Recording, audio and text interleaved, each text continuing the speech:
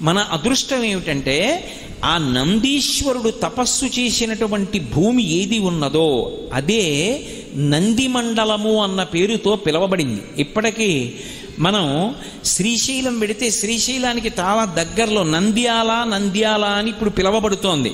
అది నంద్యాల కాదు, అసలు నందుల యొక్క ఆలయముల వరుస ఉన్నటువంటి ప్రదేశం కాబట్టి నందుల ఆలయ ఆవళి, నందులకు ఆలయములు ఎన్నో ఉన్న ప్రదేశం అది నందుల ఆలయము. నందుల ఆలయ ఆవళి క్రమక్రమంగా నంద్యాల. ఒకప్పుడు దీని పేరు హేలాపురి, ఇప్పుడు ఏలూరు. ఒకప్పుడు మా ఊరి పేరు కోకనదము, ఇప్పుడు కాకినాడ. ఒకప్పుడు పీఠికాపురము, ఇప్పుడు పిఠాపురము. అలాగే ఒకప్పుడది నందులకు ఆలయము, ఇప్పుడు నంద్యాల. అటువంటి ఆ ప్రాంతంలో నందిమండలం ఉంది.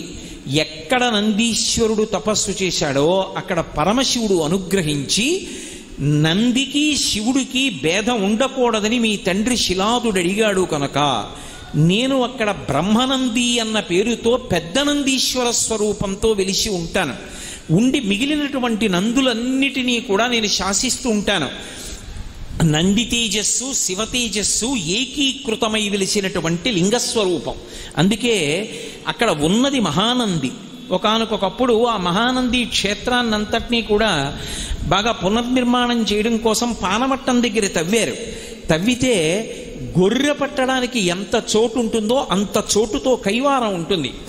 గోరువెచ్చగా ఉంటాయి. మీరు అందుకే ఎప్పుడైనా మహానంది దగ్గర ముందు పెద్ద తటాకం ఉంటుంది.